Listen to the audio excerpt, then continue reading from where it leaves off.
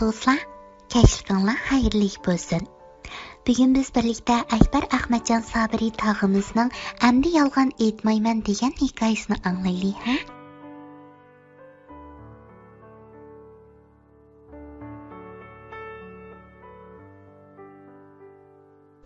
Nurluq begimi boshqa kundagiga o'xshashla sahar turib maktabga menish tayyorligini boshlaverdi. U oldi bilan yuz ko'zlarini yuvib, chayini ichdi. Ondan kitob materiallarini bugungi dars yetkazidagi o'rinlashtirish bo'yicha so'mkasiga soldi. U tayyorliqlarini mana mushundoq bitkazgandan keyin uydan chiqishga tamshaldi.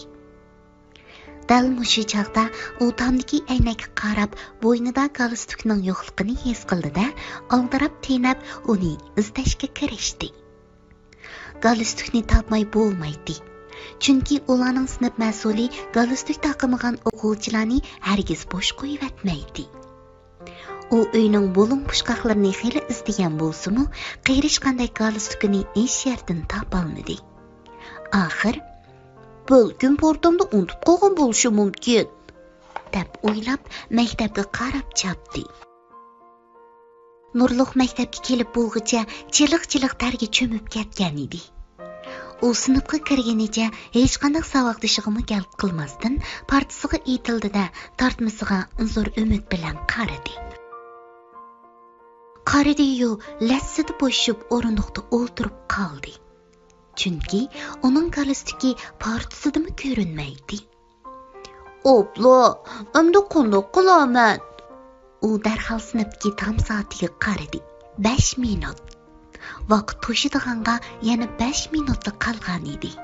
5 minut o'tgandan keyin sinf mas'uli kirib galstuk tekshirdi degan gap. Endi zodi qanday qilquluq? Nurluq garchi birinchilikda pioner bo'lolmagan bo'lsa-mu, ikkinchilikka chiqib yengilab pioner bo'lgan edi. "U yoqdan pioner bo'lib, bu yoqdan galstukumni yo'qotib qo'ysam, hey, endi muallimdan qattiq tanqid anglaydigan bo'ldim-da. Tegu muallim ochiq kelib qolsa, meni pionerlikdan chiqarib etishimi mumkin. Shunga yaxshiroq bahondan birini tepib, muallimga yolg'on aytib bo'lsa-mu, bu falokatdan qutulishim kerak." U shularni xiyol qilayotgan chaqda qo'ng'iroq ansiz jiringlab, sinf mas'uli sinfga kirib keldi. "Salom, muallim!" O'quvchilar o'rinlaridan turib, muallimga salom berdi. Muallim ularga bir qo'rtash qaratgandan keyin "Qani o'ltiringlar" dedi. Nurluq muallimning galstuk tekshirmasligini tilab o'ltiratdi. Ish qilib u nimali bo'lsin, bugungi kelishmaslikdan bir amal qilib qutulib olishni o'ylaydi. Biroq sinf mas'ulining sinfga kirib o'quvchilarni o'ltirg'izgandan keyin aytgan birinchi so'zi: "Savoddoshlar, galstuklarni unutib qolmay taqib kelgansizlar, ha?" Bo'ldi. Bu so'zni anglagan Nurluqning o'ng uchib partining tagiga kirib ketayli deb qoldi. Sinf mas'uli bir qarabla faqat Nurluqning galstukini taqimganligini bilib, uni o'rnidan turg'izdi. "Nurluq, nemishqa galstukingizni taqmadingiz?" Men galstukumni uyga qo'yib qo'ygandim." "Nima?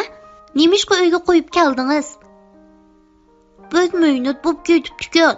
Opam bugun kir yug'ish yuvdi degandi, shunga." Nurluq baya oldin o'ylab olgan bu bahonasini nihoyat ravon dedi. Muallim Nurluqning gapini anglab masxirlik kuldi va qo'l so'mkasining ichidan bir qizil saburni oldi. Muallimning qo'lidagi saburni ko'rgan Nurluq huduqqindan nima qilarini bilolmay qoldi. Chunki bu sabur Nurluqqa nihoyat tonish edi. Tunigun tushdan keyin darsdan yongan Nurluq do'stlar bilan sabur o'ynab, ondan uyga qaytmoqchi bo'ldi. Lekin o'ynaydiganga sabur bo'lmag'achqa, Nurluq nihoyat yaxshi amaldan birini o'ylab topdi-da, bo'ynidagi galstukini elib yaydi. Uningga parch-purat latta, qog'oz degandek narsalarni selib chigib sabur yasidi.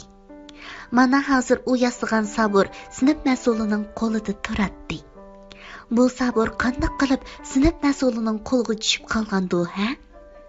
Balkim u tunigun do'stlar bilan kash kirganligini sezmay o'ynab bo'lib, uyga qaytishga aldirab saburni ilib olishni unutib qolganga o'xshaydi. Abla, endi ish texmi chataq bo'ldi. Nurluq endi muallimga zodi nima degilik? Mugalistuk mening emas deb yana yolg'on esichu? Yo'q, bu bo'lmaydi. Chunki Nurluq galistikining yetib ketmaslik uchun bir uchiga Nurluq deb ismni yesib olgan edi. Hay, tunigun Nurluq uyga kech qolgan chig'dimi? Muallim bizga yig'in ochdi, shunga kech qoldim, deb apsini oldigan edi.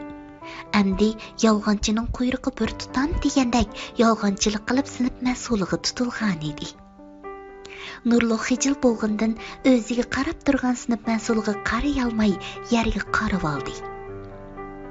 Uning ko'zlaridan ixtiyorsiz yosh to'kilishga boshladi.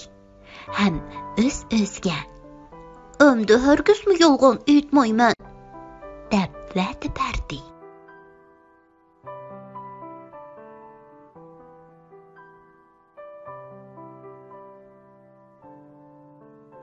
Omaxlarim, yolg'onchining quyrug'i bir tutam degandek Nurluq yolg'onchilik qilib sinib mas'uliga tutilib qoldi-ya?